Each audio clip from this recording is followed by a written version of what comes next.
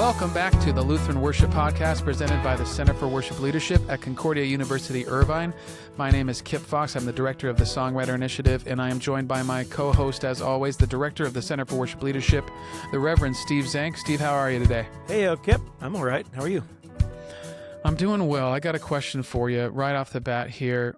I think you're a few years younger than I am, but do you remember being a part of or any whispers of the 90s grunge movement? Oh, almost certainly. You're talking about heshers and hacky sacks and hoodies. Is that what we're talking about here? I'm talking about all that kind of stuff. Of course. Nirvana. For many of our listeners will know this, but many are far too young. Back in the early 90s, this whole movement started called the grunge movement. And I'm sort of I don't know what you are. I think you're maybe a millennial, Steve. Elder millennial. You're an elder millennial. The very first year they let us be millennials. Okay, good for you. I think it's something like that. I love that. So I'm a couple years older than you. So I'm not an elder millennial. I'm right in this hybrid Gen X millennial. Now I feel more millennial than Gen X, but the point is my older brother, 3 years older, is just squarely in that Gen X. I mean, everything about my older brother is Gen X in the greatest way. And so without getting too much into all my brother's awesome personality traits, he was, as an older brother, I was heavily influenced by the music he listened to and by the sort of the attitude he took on with life. And so I totally understand this grunge movement. Okay, let me break it down and then talk about it a little bit more. So according to Wikipedia, which is our great source for all things, 1990s grunge was primarily a reaction against the excessive, polished, and consumerist culture of the 1980s, specifically targeting glamorous hair metal bands, artificial pop music, and corporate commercialism. It championed raw authenticity, introspection, and anti-fashion, reflecting the frustration and disaffection of Generation X. So, man, a huge part of my childhood was witnessing my brother go through this as a Gen Xer, and especially through the lens of music. So there were 4 major grunge bands. I'm just 2 of them that stick out to me. One was Nirvana. Okay, Smells Like Teen Spirit. There was this whole crazy movement. The other was Pearl Jam, and my brother got really heavily into Pearl Jam. Pearl Jam is like one of your quintessential early 90s grunge bands that just blew up out of this sort of this angst and this disaffection with this sort of polished consumerist culture. What's interesting, real quick, yeah. What's interesting is if you're a hard time connecting with the music side, I think out of Bristol in the UK, this is where Banksy came out of too. Like how Banksy the artist is, spray painting those stencils, I think, and that's art. It's like a big reaction to where things were headed. Sticking to the man, so to speak. So we're looking at worshipleaderresearch.com again, and we are looking at an article called "Following the Worship Money." It's a great article for you to check out. Is there money in the worship industry, Kip? Well, we're going to get into that, Steve. All right. So again, Worship Leader Research does these sort of surveys, these research articles. They don't necessarily, again, not to create any sort of, they're not opinion articles. They're just basing the facts. They're doing surveys. It's really cool. And so we're going to talk about this Worship Leader Research article or blog online, and you can check it out. We'll leave it in the notes of our YouTube page for you to go check out. But I start with the grunge thing today. One, because it's a really fun thing for me to go back and go through all those memories. I so vividly remember Nirvana and Pearl Jam and being on the playground and hearing certain songs and all those kind of things, right? But when we talk about following the worship money, today we're going to talk a little bit about publishing and how that works and how royalties work, and then go into how many of the songs that we do in our churches, especially the top CCLI top 100 or top 25, are influenced and come from major corporations, so to speak, large publishing entities, and just digest that and understand that and talk about what that might mean. So as we get started, I want to make 2 caveats. One is that we, as the Center for Worship Leadership, are publishers. We publish songs by the Songwriter Initiative and the Psalm Library, and we collect royalties on those based on usage in churches. And so we're a part of that, this whole publishing world. So we're not here to go after major publishers. We're just here to present to you how this works so that you understand that money is involved. Which is great, Kip, because I think about this, oftentimes the churches that are doing the right thing and putting up the CCLI information at the end of songs, I often see publisher names up there sometimes too. And I feel it's funny because I feel like some people choose their publisher names without realizing it's going to be displayed somewhere. Yes, like some classic, publisher names that you've seen out there. Well, I hate to point to myself. I made the mistake of that's probably why you brought it up. But early on, my publishing name was Puffy Bear Music, which is kind of a fun inside joke between my wife and I. And now, we get to the end of some of these tunes, I'll be in church and Puffy Bear Music pops up at the end of a very serious song, and it's a little bit, it's rough. And that's okay though. We're not here to judge. No, it's great. If you see those, sometimes that's what you're seeing. You're seeing the publisher names up there on the screen. That's what you're seeing. And so everything, the copyright is owned by these publishers, right? So that's why you see those names. The second caveat I want to make is that we know, and I know many of these writers. We write with writers at the Songwriting Initiative. I bring in writers to our events that have written for the biggest names in Christian music and worship, in the worship space, Elevation Worship, Phil Wickham, Lauren Daigle, all those folks.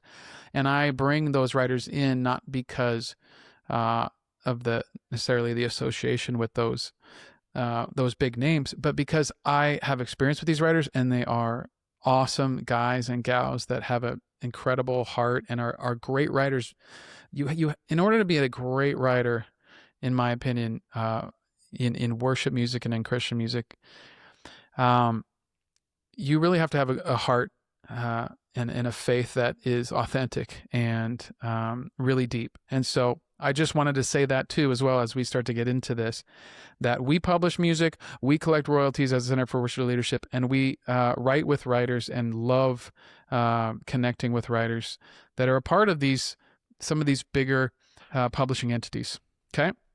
So the article goes into a lot about the details of how publishing works. And just really quickly, it's pretty simple. If you write a song and you own that song, you own the copyright to it, and you essentially are the writer and the publisher. Now, once a publishing company comes along, whether or not it's a one-time thing or they sign you to a deal, that publishing company takes on a certain amount of copyright ownership. They could take 100% of it, they could take half of it, they could take 25%, whatever that deal might be. But when that copyright ownership, what that copyright ownership does is enable the publisher, whether that's you as an individual or a company, to collect royalties on songs as they are collected by CCLI or by performing rights organizations like BMI, ASCAP, and CSAC. Okay, so essentially, once a song is written, and even just the recording of it, there's money that comes in from the recording of the masters of these songs, but a bulk of royalties essentially and the finances come in through publishing. So we're going to talk about how from 2010 to 2024, worship leader research found in 2024, we're talking about 4 to 5 to 6 publishing companies owned the top 100 CCLI songs. And go ahead, Steve. And just to get an idea, we're talking about Capital CMG. Yep. Right? They own like almost half of the top 100. Who else Integrity. Yeah. Gosh. Bethel Music. Bethel. Essential Music. Yeah. Exactly. And they're part of Sony, I think. Yep. And so that was 2010 to 2024. And again, the article breaks this down in a way that you can see. And then it goes on to say that even in recent years, it's becoming more and more to the point where we're going from 4, 5, 6 major publishing companies to 2 or 3. Okay.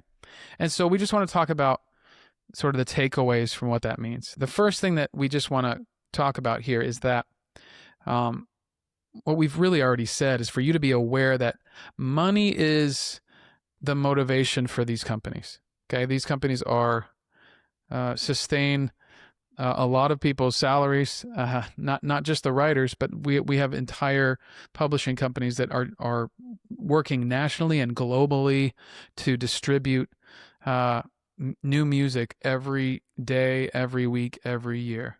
Okay, There may be other forces driving the companies. There surely yeah, are, but exactly. at the end of the day, as an organization that is receiving money and sending money out, you got to make money on what you're doing. So that, I think that's an important caveat, is certainly that's not only about money, and you didn't mean to say that, just to clarify, but it's fundamental to the business, obviously, what the considerations of the business. Right. And I think the thing to understand too is that the smaller the amount of companies, the larger the pool is, the sort of the larger scope of or just the larger size of these organizations, and the less you have a bunch of different kinds of publishing companies, you have this sort of singular vision that then drives out all commerce and drives all publishing decisions. And again, this is the nature of how capitalism works. This is the nature of how businesses work, organizations run. As you grow and the finances grow, somebody has to, the decisions get made more and more on what keeps that budget balanced. Okay. And that's just a fact of life. It's not good or bad. It's just something for you to know as a worship leader. When you look at that top CCLI top 100, you're now looking at all songs coming from the same place, in a sense. Do you think that affects the songwriting itself in some way? Well, it's a great question. There's another article here that another worship leader research article and study that they in this first takeaway here, they link to, and I love that they link to it, because in this article, it's called an attitudinal survey, and so they surveyed thousands of worship leaders around the country, that the attitudes about how the new music that they get, where it comes from, how they feel about it, what they use it for, all those things. And one of the questions they asked was this. They were asked to answer this question. I believe new songs promoted for congregational use are primarily written in response to blank. And there were, 5 responses to choose from. The number one response that worship leaders felt was that these songs were written for and about events in the songwriter's life, which is good. And it's not terrible. It's a good thing. It could be viewed however you want to view it. Okay. The next thing is commercial opportunities. That was the second one. So that's a bit more of a cynical attitude, but it's an attitude that really the second highest number of worship leaders that filled out this survey thought was that these were written for commercial opportunities, which maybe, points to some of the things maybe you're asking about, Steve. The third highest was divine inspiration, okay, which seems good and well to us as well. There are 2 more. The last one, coming in last, was contractual obligations. Again, this isn't true or not true. This is just the attitude of worship leaders about the songs they're getting. But what I find interesting is that the second to last option that the fewest people chose is local church needs. Wow. Which is really telling. Yeah. And so, and it really, it points me to kind of what we've tried to do from the beginning here at Center for Worship Leadership, and all the songs that we work to publish and release, and the way that we go about getting our writers to write songs for the church is we start with local church needs. We start with our Lutheran church body needs. And there are always songs that come from all different places that God uses that may not have come specifically from that. But a very heavy dose of our songs at the Songwriting Initiative at the Center for Worship Leadership come from us asking the question, what does our church body need? And how can we inform and let our writers know and steer them in direction to serve our churches? That's a good point, because if you think about it, actually, our strategy is not a financially viable one in terms of economics. So our ministry is all based upon donor support. and us Mhm. leveraging donor funds towards the mission of providing the church, the LCMS, with songwriters and songs. And we are nowhere near breaking even on that experience. So we're doing it totally wrong if we're trying to be Yeah. a publisher that's making money, that we're Right. making more money than we're sending out. And I think that the model of a publisher requires the idea that this song is going to make us money. We're going to make more money on it than we're going to Mhm. spend producing it. And in order to do that, you sort of have to appeal to a much wider audience.